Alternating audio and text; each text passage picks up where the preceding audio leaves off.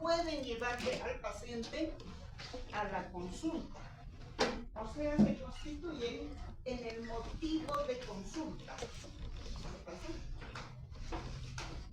Estos síntomas y signos son la disnea, dolor torácico, palpitaciones, hipotimia, síncope, edema, el dolor arterial, dolor venoso, dolor linfático, la claudicación intermitente y la sensación de frialdad. ¿También? Disnea. Este síntoma es importante debido a que el paciente presenta una difícil respiración. La respiración para este paciente se ha hecho consciente, lo que actualmente no es consciente, ¿verdad? Entonces, se hace consciente con esa dificultad para respirar. Es una respiración forzada. Algunos pacientes lo refieren como agitación, me agito, otros como me ahogo.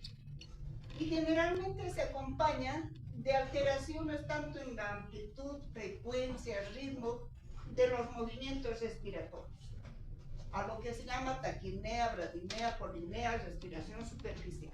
Siguiente. La disnea también se clasifica. Y lo vamos a clasificar lo primero hablando de la disnea paroxística nocturna. ¿Qué significa esto? Que de pronto el paciente que se ha recostado empieza a dormir, despierta con esa sensación de ahogo en forma brusca y que le obliga a sentarse, incluso a ponerse de pie. Algunos autores dicen incluso que abre las ventanas para poder respirar. ¿A qué se debe? Estos son los factores principales. Una disminución de la actividad en el centro respiratorio durante el sueño, pero sobre todo por el aumento de volumen sanguíneo y de la presión de los capilares pulmonares. En decúbito dorsal, ¿qué pasa? Se reabsorben los edemas que a veces el paciente tiene en zonas declives, de miembros inferiores, y esto hace que al reabsorberse al sistema vascular, intravascular, van y aumentan la precarga en el corazón. Y como ese corazón está insuficiente, no puede manejar, por tanto, el paciente se pone disneico. Alteraciones en la mecánica respiratoria, porque durante el sueño, ¿qué pasa? Disminuye la mecánica respiratoria. Puede ser por disminución del tono simpático, y todo esto muchas veces también se traduce con tos durante la noche en vez de la sensación de ahogo. A veces hacen espasmos bronquiales incluso estos pacientes, porque ¿qué está viendo? Edema bronquial. La siguiente. La disnea se presenta con bajo gasto cardíaco. Ustedes acuérdense de fisiología, ¿qué es el gasto cardíaco?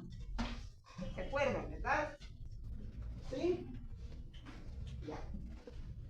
Entonces, hay pacientes que tienen bajo gasto cardíaco que está asociado generalmente a la insuficiencia cardíaca. O sea, el corazón falla como bomba y el paciente tiene bajo gasto cardíaco. Esta disnea se caracteriza por ser evolutiva, progresiva. ¿Qué quiere decir eso? Que el paciente primero presenta disnea cuando realiza grandes esfuerzos, como ser el correr, el subir las escaleras de 3 pisos a la carrera, a lo que no está habituado el paciente. Entonces el paciente se pone disneico. Pero no se queda ahí, progresa la disnea y luego ya se presenta a medianos esfuerzos. Medianos esfuerzos como el caminar a paso normal unas 3 cuadras, subir unos 2 pisos a paso normal. Entonces ya se pone disneico ese paciente. Sigue progresando y se presenta O sea, el hablar, el comer, el vestirse, el peinarse, ya le produce disnea. Sigue progresando esa disnea en el cardiópata, que está en insuficiencia cardíaca, y le obliga ¿a qué? A sentarse, a tomar esa posición ortopneica, ortopnea, ¿verdad? Sentado el paciente para poder respirar. Inclusive a veces está al borde de la cama inclinado hacia adelante para poder respirar. La siguiente. Este es el mecanismo por qué se presenta esa disnea. Lo van a analizar con cuidado. Hay una insuficiencia del ventrículo izquierdo, el gasto cardíaco disminuye, hay congestión pulmonar, hay edema pulmonar, por lo tanto, termina el paciente en ortopnea. Bien. Lo que les decía, lo mismo. El mecanismo por el que se presenta.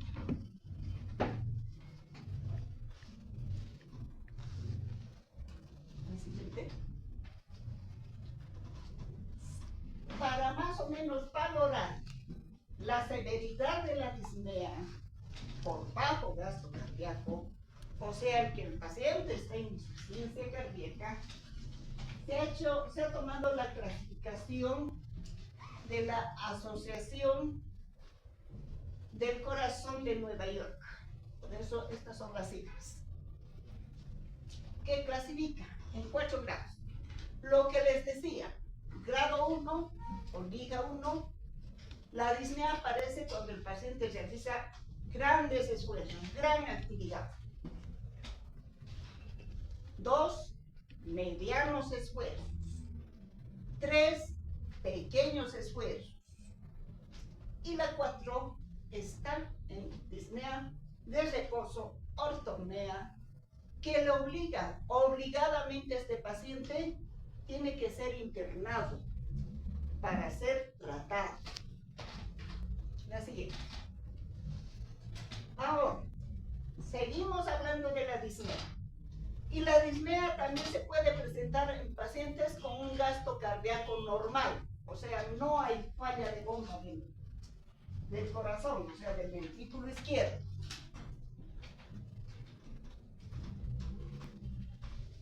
Esta disnea se puede presentar cuando el paciente realiza grandes esfuerzos, como el correr, a lo que no está habituado. O sea, los deportistas se adaptan, pero de pronto un paciente que no hace mucho ejercicio se pone a trotar y experimenta disnea. O sea, deja de hacer la actividad y se repone este paciente. La siguiente. En trastornos respiratorios. O sea, ¿qué pasa? Esos pacientes que pueden tener alteraciones en la vía respiratoria, pueden tener alteraciones a nivel del parénquima pulmonar, de los bronquios, bronquiolos, o sea, el flujo aéreo está alterado, pero el gasto cardíaco está normal. Pero el paciente, ¿por qué se presenta disnea? Por las alteraciones del sistema respiratorio. Alteraciones mecánicas. Esos pacientes obesos no pueden respirar bien, ¿verdad? Los obesitos. Esos pacientes que tienen deformidades torácicas importantes, por ahí una cifoescoliosis importante, una escoliosis importante, no se altera la mecánica respiratoria porque no tiene expansión los pulmones para respirar. Entonces ese paciente se pone disneico, pero la bomba no está fallando, la bomba cardíaca no está fallando. Alteraciones psicológicas. Esos pacientes ansiosos de pronto vienen a la consulta y dicen, doctor, me quiero ahogar, me estoy ahogando. Lo único que están haciendo es llamar la atención ante una insatisfacción, en una crisis de pánico. O sea, mire, cuando tendrán que preguntar las características de esa disnea. ¿Qué rato le viene? ¿Cómo le viene? No, cuando me he enojado, cuando he peleado, cuando... Ya, la siguiente. Seguimos con gasto cardíaco normal. En pacientes anémicos, si no hay suficientes glóbulos rojos para transportar el oxígeno, los tejidos, ¿cómo están? Con algo de hipoxia. Entonces el paciente presenta disnea. Acá, esto es muy importante, la disfunción diastólica del ventrículo izquierdo. O sea, la alteración no está en bomba, en la función sistólica, sino en la relajación del ventrículo izquierdo. Ese ventrículo izquierdo presenta paredes rígidas que hacen que la relajación esté alterada, el llenado ventricular se altera. Por tanto, también ese paciente presenta disnea. Generalmente a veces se confunde. No está en insuficiencia cardíaca este paciente, pero sí tiene alteración de la diástole ventricular. La siguiente. Seguimos teniendo en pacientes con hipertensión arterial sistémica crónica, donde ya ese ventrículo izquierdo, las paredes de ese ventrículo izquierdo se han engrosado y también dan alteraciones en la diástole ventricular. En una cardiomiopatía hipertrófica, esta cardiomiopatía se caracteriza por el engrosamiento de las paredes ventriculares. Por tanto, se altera también la diástole, ¿verdad? En una estenosis aórtica, ¿qué pasa? La válvula aórtica no se abre bien, está semicerrada. Eso se llama estenosis, cuando no se abre bien. Al no abrirse bien, ¿qué pasa?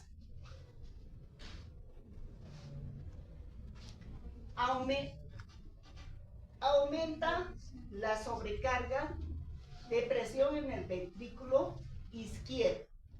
Y eso también altera la diástole. O sea, se están dando cuenta que hay causas no cardíacas aquí, cardíacas, que pueden dar disnea. La siguiente. También existe disnea con gasto cardíaco alto. O sea, cuando ese corazón, ese ventrículo izquierdo bombea más de 8 litros de sangre por minuto. ¿Cuánto es lo normal? 5, ¿verdad? Entonces aquí aumenta. ¿Y esto qué produce? Alteraciones en las presiones capilares pulmonares. Y como podríamos decir, hay mayor presión, mayor flujo, entonces pasa al parénquima, pasa al alveolos, ese líquido y produce edema pulmonar. Y el paciente se pone disneico. El siguiente,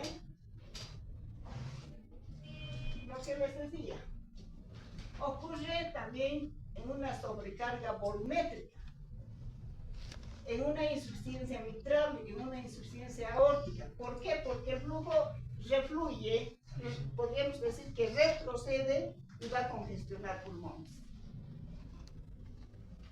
Cuando el paciente hace ejercicio intenso, a lo cual no está adaptado, como les decía, en cortocircuitos con shunt de izquierda a derecha, como ocurre en los pacientes con insuficiencia renal crónica que están en programas de hemodiálisis.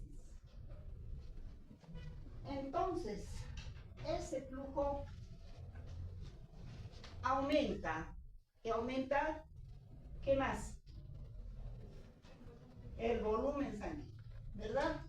Ocurre lo mismo en persistencia del conducto arterioso, en esa malformación congénita con que nacen algunos niños.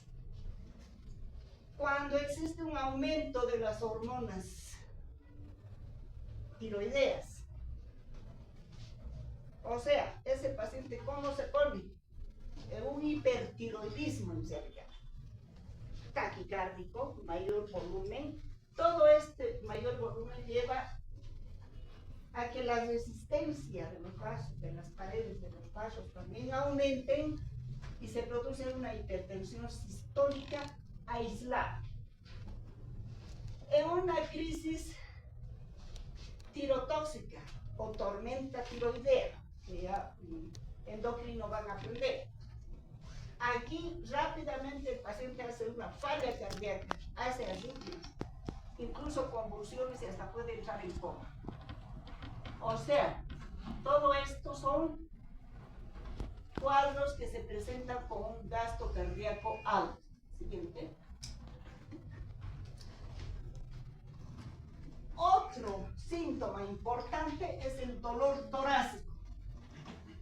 El paciente que viene con dolor torácico a la consulta tiene que ser interrogado en forma exhaustiva, porque el diagnóstico lo van a obtener de la anamnesis para darse cuenta si realmente es algo urgente, es una emergencia donde deben actuar rápido o no es emergencia y pueden posponer la atención. ¿Se dan cuenta?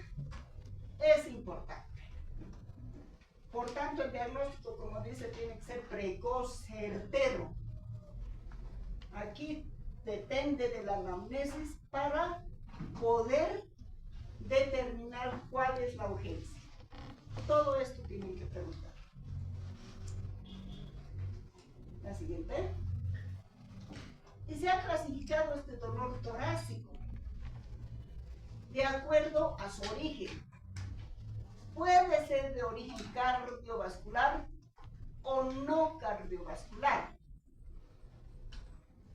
El cardiovascular a la vez se divide en un dolor coronario o isquémico, o no coronario o no isquémico. Entre las causas no cardiovasculares están los cuadros pleuropulmonares, está que se origine en pared torácica, neuromusculares, en el esófago y también aspectos emocionales, psiquiátricos. La siguiente. Vamos a hablar sobre todo de este dolor, que esto constituye la urgencia de atención, porque el paciente que viene con dolor torácico, sobre todo en el tórax izquierdo, ¿qué piensa? Que está pasando algo con el corazón, ¿verdad? Entonces, hablamos en el coronario o isquémico de angina de pecho, estable, inestable y del infarto agudo de miocardio. En el no coronario puede originarse ese dolor por una pericarditis, por una disección de aorta. La siguiente. Y vamos a hablar, creo que no está acá, pero este cuadrito es importante. Aquí está la angina estable, la angina inestable y el infarto de miocardio. ¿Qué se pregunta? La localización. En los tres es un dolor retroesternal. No es tanto como dice el pacientito, me duele aquí, donde piensa que está el corazón. No, es retroesternal. Es un dolor opresivo. O sea, le está oprimiendo. el paciente describe algo me aprieta. Es en angina estable, leve, tolerable, porque es un cuadro que se va repitiendo. En la inestable, que está apareciendo recién las primeras veces de ese cuadro, es un dolor un poco más intenso, pero es intenso en el infarto del miocardio. Están viendo la duración, aquí no dura más de 10 minutos. En la inestable puede llegar a 20 minutos. Ojo, se ha pasado los 20 minutos, llega a 30 minutos o más, sospecha de infarto de miocardio. ¿Qué cosas desencadena? Puede desencadenar el esfuerzo. Acá puede presentarse en esfuerzo o en reposo, pero el infarto de miocardio dice raramente el esfuerzo, pero a veces sí, nomás el esfuerzo desencadena. El frío puede desencadenar. ¿Qué más? Porque produce vasoconstricción. ¿Qué más? La ingesta abundante de alimentos puede desencadenar. ¿Qué cosas le alivia? Aquí el paciente, la angina estable es un cuadro que se va repitiendo como ciclos. El paciente ya sabe y tiene, como se dice en el bolsillito, sus tabletitas de nitroglicerina. Inmediatamente, ¿qué hace ese paciente? Se sienta, reposa, se coloca la tabletita debajo de la lengua y alivia el dolor. En la angina inestable es ese cuadro que por primeras veces está presentando el paciente. ¿Qué hace? También calma con el reposo y la nitroglicerina. Pero cuando el paciente ha llegado a infarto de miocardio, no calma con el reposo, no calma con la nitroglicerina. Y ese paciente se torna más bien ansioso, nervioso, porque se está dando cuenta que se está infartando. Entonces, ¿qué hace? Pide auxilio, ¿verdad? Y los síntomas asociados son estos.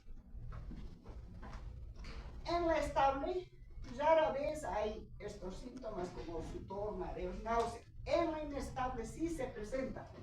Pero el paciente infartado sí está sudoroso, está pálido, está inquieto, tiene náuseas, a veces puede llegar incluso a vómitos. Este dolor con estas características nos interesa a nosotros para decir esto es urgente de atención. Ya, seguimos. Lo que les decía, de origen cardíaco, pero no coronario. ¿Qué duele? El pericardio. ¿Qué hoja del pericardio? Perito.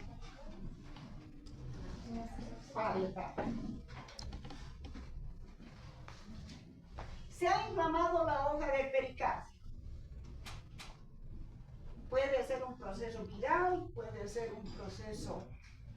Generalmente la mayoría son virales, pero también puede haber hasta otros gérmenes bacterianos, la tuberculosis en nuestro medio. También es un dolor retroesternal, que se puede irradiar al cuello y a la espalda. Los anteriores, ¿a dónde se irradiaban? Al miembro superior izquierdo, borde cubital. Al cuello también, muchas veces incluso mandíbula. Aquí puede irradiarse al cuello y puede irradiarse a la región dorsal. Pero ¿qué tipo de dolor es? Ya no es opresivo, o bien ligeramente opresivo, pero sobre todo es pungitivo. O sea, el paciente dice, me da punzadas.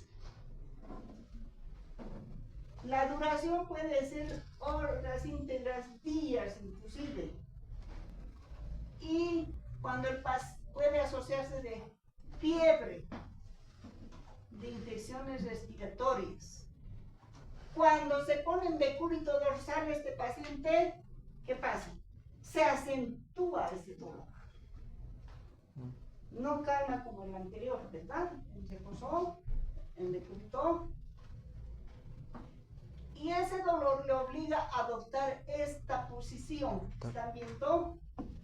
Que se llama de plegaria maometana, donde las rodillas flexionadas están comprimiendo la pared anterior del tórax con una almohada al medio que se llama el signo del almohadón y comprime. ¿Para qué comprime el paciente? Para evitar los movimientos respiratorios, porque el dolor se acentúa con cada movimiento respiratorio. Entonces el paciente está evitando los movimientos respiratorios. Justamente ¿con qué se acentúa? Con esos movimientos respiratorios, con la tos. Así mismo. Hemos dicho no isquemia, una disección aórtica. ¿Qué significa? Que la pared de ese vaso grueso, que se llama aorta, en algún segmento, que generalmente es a nivel torácico, se está rompiendo, se está abriendo esa pared. ¿Cómo es el dolor? En la pared anterior del tórax. Se puede irradiar hacia la espalda, pero a la región interescapular, pero es un dolor intenso. Es como aquí, que dice, como desgarro transadscriptivo, ¿verdad? O sea, es como si le estuvieran traspasando algo. Dura a veces corto tiempo, minutos. A veces se puede prolongar horas porque se está rompiendo de a poquito. Pero si se rompe la pared de este vaso, es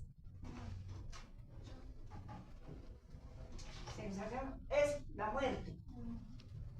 Porque se imaginan ese vaso de gran volumen con tanta presión. No hay ningún alivio. ¿Quiénes generalmente presentan esto? Los pacientes que nacen con este síndrome de Marfan, en traumatismos, en esos pacientes politraumatizados. Esto realmente es una emergencia también.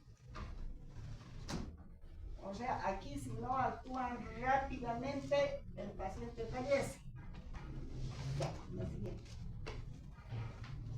O sea, dentro del dolor torácico de origen no cardíaco está el dolor pleurítico. La famosa puntada de costado que se refiere, que seguramente, no sé si han hecho respiratorio, les han debido describir con todas sus características este dolor. La localización en la pared anterior del tórax generalmente es unilateral y en la parte baja del tórax. Por eso se llama puntada de costado. Es fungitivo también.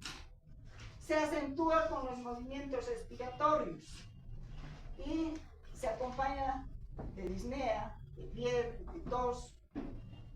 ¿Y qué hace para que el paciente alivie su dolor?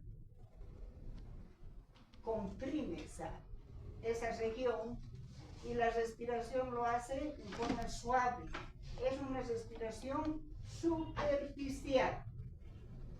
¿Con qué se acentúa? Con la tos, con los movimientos respiratorios. La siguiente. Es muy importante el tromboembolismo pulmonar. Aquí, si bien dependerá dónde se está localizando ese trombo. Si está tomando un vaso grande a nivel pulmonar o ramas pequeñas. Para que se produzca el dolor. Pero ese dolor dice que se parece al infarto agudo de miocardio. Pero muchas veces incluso puede presentarse sin dolor, cuando son microémbolos solamente que está llegando a esa circulación pulmonar. ¿Pero de qué se acompaña? De disnea. Ese paciente súbitamente empieza a ponerse disneico. O sea, sin causa, ha estado con fiebre, sí, un poquito, pero no mucho, pero de pronto está disneico. Me ha dolido un poquito, pero está disneico. Sospechen de este cuadro. Ya, el siguiente. El origen de ese dolor torácico puede ser a nivel musculoesquelético. Será localizado en alguna parte de la pared. El dolor puede ser moderado o poco intenso. Generalmente a veces es fungitivo, es por compresión radicular. O sea, ¿qué significa eso? Que las vértebras se van cerrando los espacios, comprimen un cordón nervioso y el paciente presenta dolor. Una neuritis intercostal puede ser. ¿Y cómo nos damos cuenta que es de pared? Ahí sí, obligatoriamente decirle al paciente, a ver, ¿dónde le duele? Doctor, aquí o aquí o aquí. Ustedes hacen una digitopresión y ¿qué sucede? Se acentúa inmediatamente el dolor. O sea que al comprimir, al hacer esa digitopresión, lo acentúan el dolor y localizan que había sido de pared.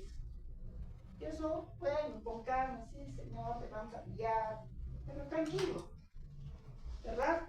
No está pasando mucho. Ya, la siguiente. Lo que les decía, puede ser incluso estas articulaciones que duelen, las esternocostales, las condrocostales, en la vez de la apéndice hipoides, dando este síndrome. La siguiente. Puede originarse ese dolor en el esófago, pero ¿con qué características? Es retroesternal, puede llegar hasta el epigastrio, pero puede irradiarse también. ¿Pero de qué se acompaña? ¿O qué existe a la vez? Una regurgitación gastroesofágica o un espasmo. ¿El paciente qué dice?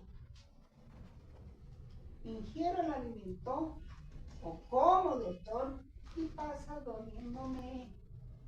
¿Se dan cuenta? Entonces, están diferenciando. Puede ser la duración prolongada o corta, pero se acompaña ¿de qué? De náuseas, vómitos y espirosis. ¿Qué significa eso? Fiebre. Esa sensación urgente, ardiente, que desde el epigastrio va ascendiendo hasta la base del cuello. ¿Quién no ha tenido? Muchos, ¿verdad? Ya. ¿Qué cosa desencadena? La ingesta de alcohol, la ingesta de aspirina, de AINES, alimentos condimentados, alimentos picantes. ¿Con qué se alivia? Con antiácidos. Bueno, estos son factores que precipitan, ¿verdad? Pero muy distinto a los otros dolores. ¿El siguiente? Ya. Después del dolor torácico, hablamos de palpitaciones. ¿Qué son las palpitaciones? Lo que estamos leyendo. ¿Ven ustedes?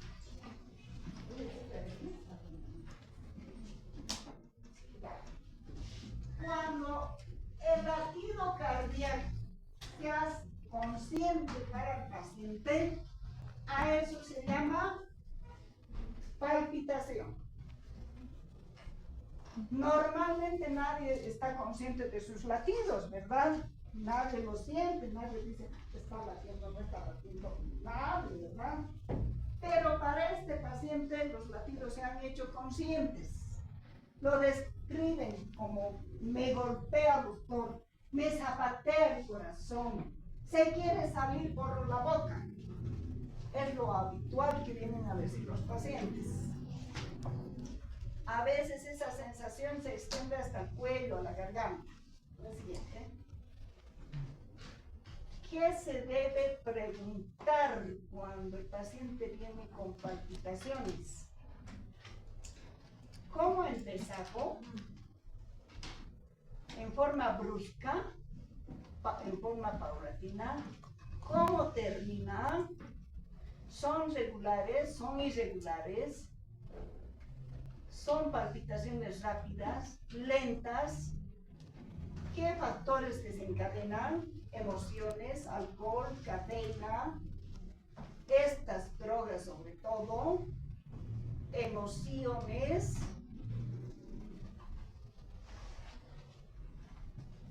Cuando una chica linda pasa, ¿qué pasa con los jóvenes?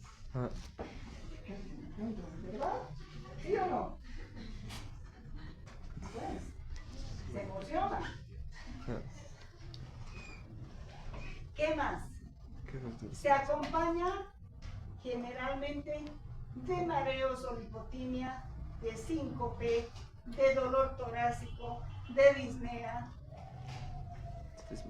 Y tienen que preguntar cómo se presenta, con qué frecuencia. Son repetidas son repetidos los episodios de palpitaciones o se presentan en forma aislada o son tan solo fugaces. Les tendrán que preguntar. Las causas. Sin ninguna patología, lo que decían las emociones, el ejercicio, el embarazo. Bueno, eso no tiene mayor importancia. Pero con patología no cardíaca también existen. En un paciente con fiebre, en un paciente con anemia, en un leucomocitoma, que es un tumor en suprarrenales que da sustancias adrenérgicas a la circulación, en una paciente que está próxima a su menopausia, en periodos de ansiedad. ¿Y con qué va a remitir cuando se traten los cuadros, verdad? Ya. Pero existe, siguiente, también con patología cardíaca, que es lo que nos interesa. Se presenta en cardiomiopatías, en valvulopatías, en que también en hipertensión arterial pulmonar primaria, en una pericarditis y en muchos otros cuadros cardiológicos. La siguiente. Aquí, sobre todo cuando el paciente tiene palpitaciones, ¿qué nos debe preocupar? Si hay la presencia de alguna arritmia. Y dentro de las arritmias, una taquicardia sinusal, bueno, de pronto se presenta, aparece, llega a 140 ciclos por minuto y eso se controla dando un beta bloqueador. Pero aquí tendrán ¿de qué se queja el paciente? Dicen, no me deja dormir, me quita el sueño, hay datos que presento. Este tipo de taquicardia se ha presentado generalmente en la pandemia por el COVID. La siguiente. ¿Qué nos interesa? La taquicardia paroxística supraventricular. Aquí sí, el comienzo es brusco, finaliza bruscamente, pero los ciclos llegan hasta 200 por minuto, o sea, 200 latidos por minuto. Y ese paciente sí tiene repercusión hemodinámica. Se quejará, quién sabe, de lipotimias, se quejará de síncope algunas veces. Es importante estos episodios. Muchas veces el paciente se va a presentar con ustedes sin síntomas, pero les va a contar lo que le pasa. De pronto aparece el doctor, les acude y luego va pasándose o se corta rápidamente. Ojo, es muy importante esto porque muchas veces llegan a emergencias por síncope. Taquiarritmias por fibrilación auricular. De pronto el ritmo del corazón de un paciente cambia a una fibrilación auricular. Pero no es el simple cambio, sino que a la vez se pone taquicárdico. Llegan a ciclos de 150, 180 por minuto. Y esto también hay que atender rápidamente. En la presencia de extrasístoles, o sea, cuando el latido normal del corazón se adelanta a lo normal, son las extrasístoles que pueden ser supraventriculares y ventriculares.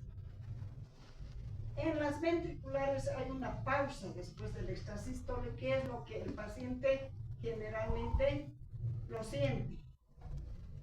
Y eso es lo que le molesta. ¿Entiende? Después de las palpitaciones hablaremos de lipotimia y de síncope. Ambos son signos de bajo flujo cerebral. ¿Qué quiere decir eso? Que llega poca sangre al cerebro y por tanto el paciente se va a quejar y va a decir, doctor, de pronto me da, ¿qué dicen los pacientes? Ellos no van a decir hipotimia. Debilidad. Me vienen mareos, doctor, me dan mareos, hasta me había caído. Pero la diferencia entre la lipotimia y el síncope es que en la lipotimia no se pierde el conocimiento. El paciente tiene esa sensación de moverse todo, cae, está sudoroso, está pálido, pero no ha perdido la conciencia. Se da cuenta de todo. Mientras que en el síncope ha perdido, se presenta todo esto, pero pierde el conocimiento en forma transitoria.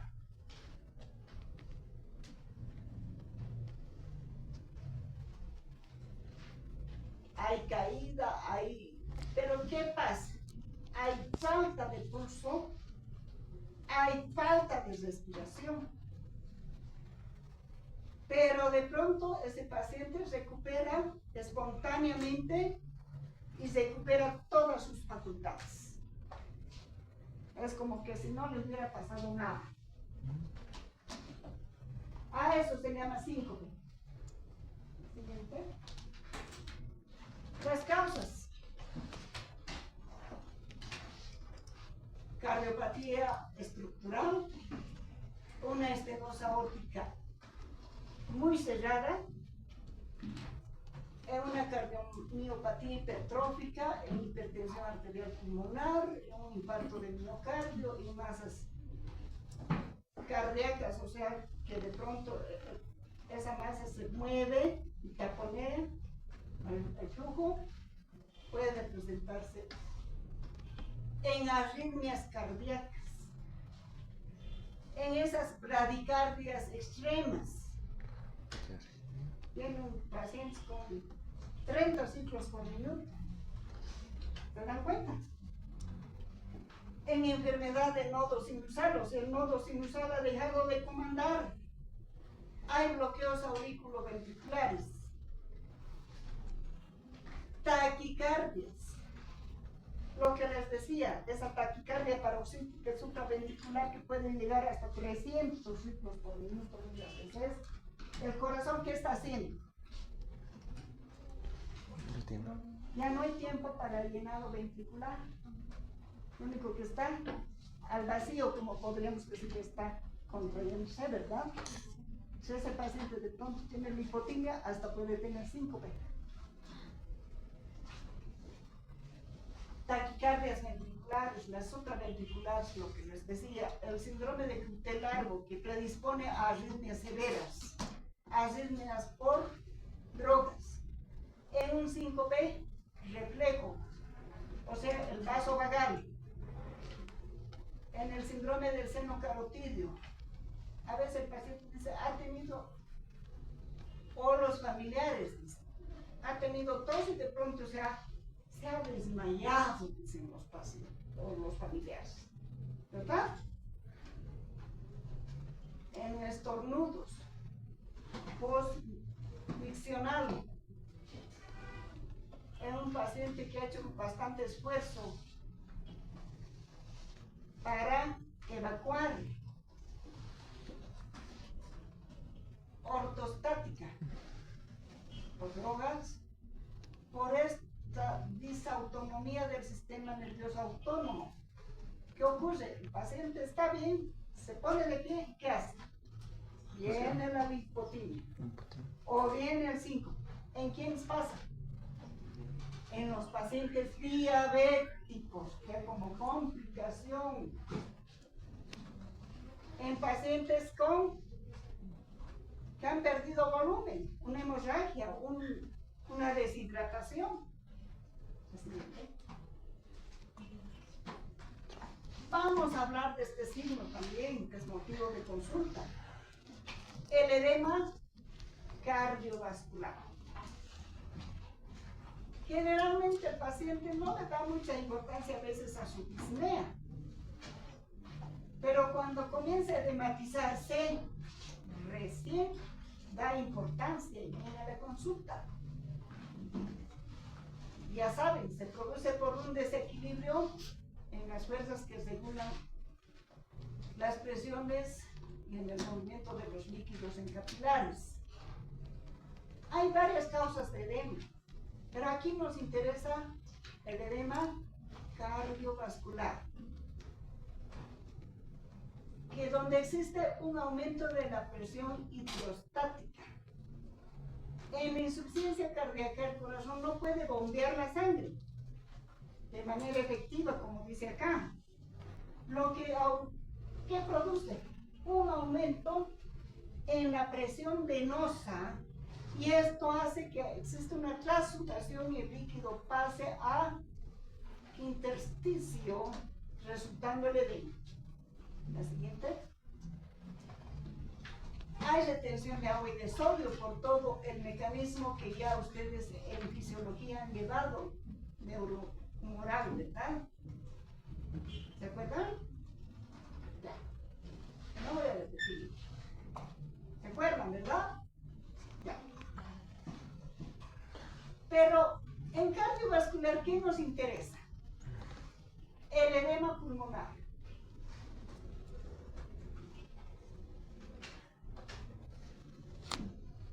No estoy hablando de altura, por si acaso, van a diferenciar, sino el cardiogénico. Edema pulmonar cardiogénico. Cuando existe una insuficiencia del ventrículo izquierdo, ¿qué produce? Está insuficiente, regurgita del ventrículo izquierdo, ¿a dónde? Aurícula izquierda. Sigue retrocediendo el volumen sanguíneo, ¿no? Es todo dinámico. ¿Por dónde se va? Por las venas pulmonares. ¿A dónde llega? A los capilares venosos pulmonares, produciendo una hipertensión venocapilar pulmonar. Y de ahí pasa y llega al alveolus, causando lo que tos, disnea, esputo espumoso y cianosis. Siguiente. Es un mecanismo de edema cardiovascular. El otro, el edema periférico. Acá este edema periférico, el problema ya ha llegado a ventrículo derecho. O sea, ese ventrículo derecho también pierde su capacidad de bombear. Por tanto, ¿qué está pasando? Ese volumen sanguíneo con mayor presión en la fase diastólica, todo, bueno, fisiología, ¿verdad? ¿Qué pasa? Pasa de ventrículo izquierdo ¿a dónde? Regurgitando. A aurícula derecha. De aurícula derecha, ¿a dónde pasa? A las cavas. Cava superior, cava inferior. Aumenta la presión en la cava inferior, produciéndose ¿qué? Hipertensión venosa sistémica. Y cuando ya se ha producido esa hipertensión venosa sistémica, el líquido escapa pues a las partes de Clipes y comienza a presentarse el edema. Que en el sistema cardiovascular, el edema de origen cardíaco tiene sus características. Comienza en las zonas de Clipes, comienza a veces a nivel maleolar, en los maleolos, va ascendiendo poco a poco y puede llegar a nasarca. O sea, ¿qué significa? Edema generalizado, pero va ascendiendo. De inicio se presenta en las tardes, vespertino, por eso se dice. Pero cuando ha evolucionado más, es un edema duro, frío, cianótico. Incluso existe un depósito de hemocitserina que pigmenta la piel. Y presenta el Godet es con dificultad, pero deja Godet. Siguiente.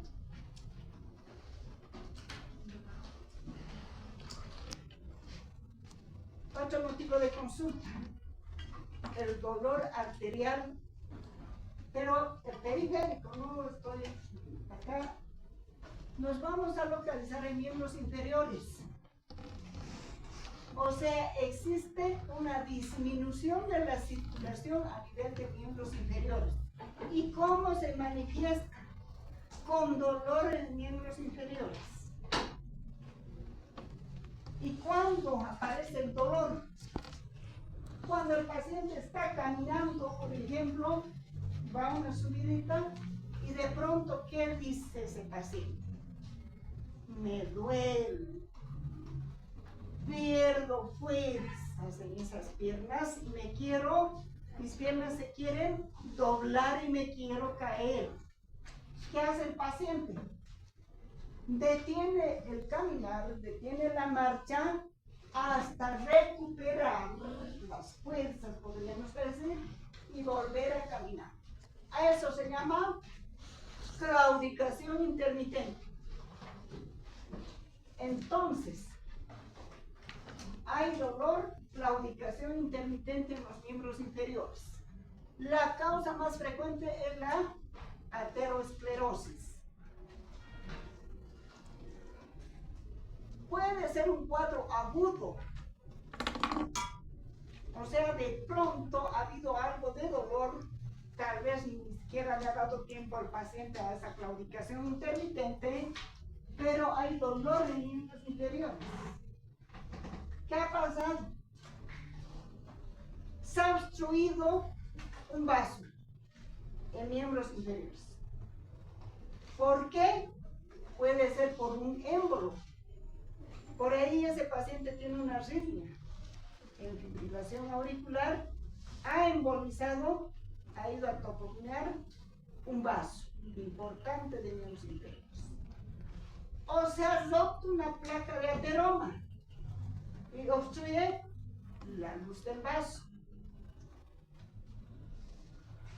O ese paciente cursa con un infarto de miocardio. ¿Y qué pasa? Cae como bomba el corazón, ¿verdad? Al caer importantemente como bomba, ¿qué cae? El flujo sanguíneo hacia la parte periférica. Entonces, todo eso puede provocar ese dolor.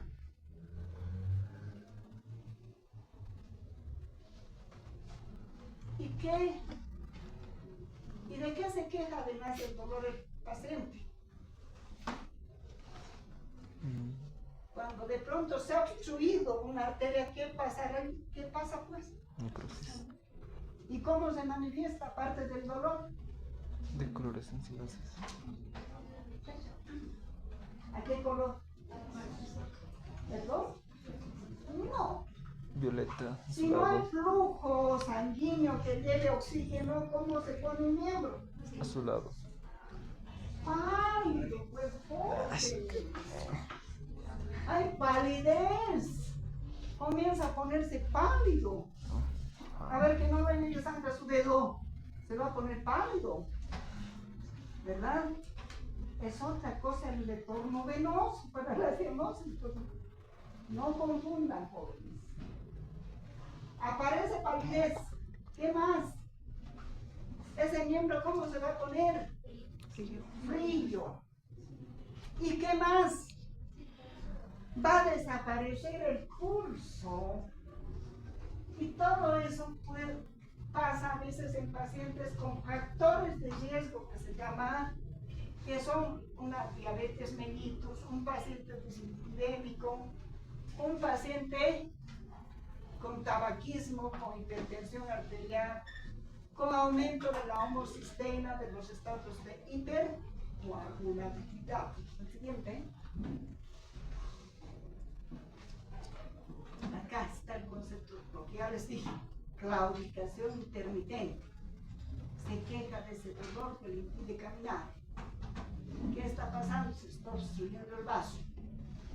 Hay la frialdad y hay la ausencia de pulso. Eso es rápido, tienen que buscar en emergencias. Y esto, si el cuadro es agudo, es una emergencia.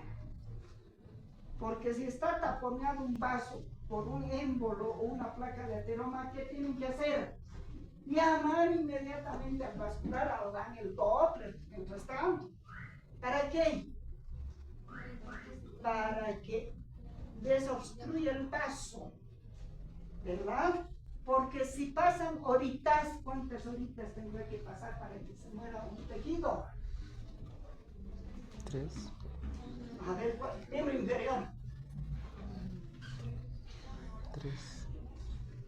¿Cómo es? 2. Ay, fisiología voy a reclamar. Así bien. De buen tiempo. También el dolor se origina a nivel venoso. Parálisis. Pero aquí, ¿cómo se queja del dolor el paciente? Ya no es ese dolor agudo, intenso que le impide caminar, sino más bien es una sensación de pesadez que tienen los miembros inferiores del paciente y que alivia al caminar.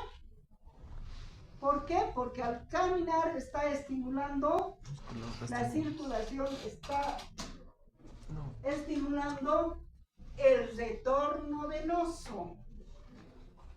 ¿Se dan cuenta? Puede, como dice ahí, acompañarse de hormigueos, de calambres, aumenta en verano por la vasodilatación. Pero ¿qué interesa este cuadro llamado tromboflebitis? O sea, inflamación de la vena y hay un trombo que llega o se localiza en esa vena. Por tanto, ¿qué va a ocurrir? Que va a comenzar, sí, son esos pacientes con varices que pronto se desprende un trombo que estaba pegado a la pared de la vena, se desprende y obstruye la luz de la vena. Entonces, ¿qué empieza a haber?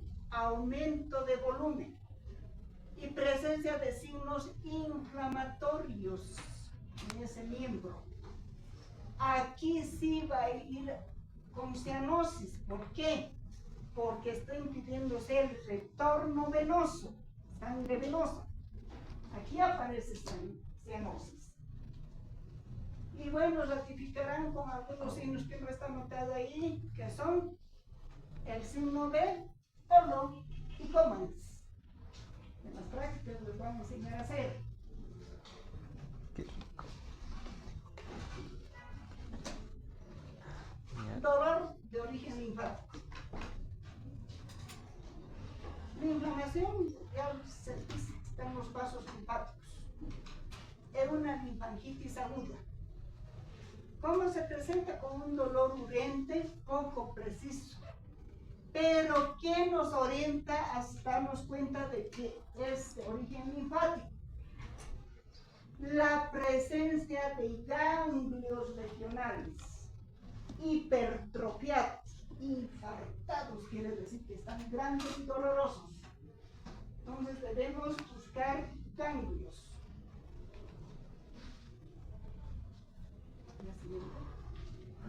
Bueno, se ha terminado la clase. Ahí tienen las referencias bibliográficas, jóvenes. Si tienen alguna pregunta,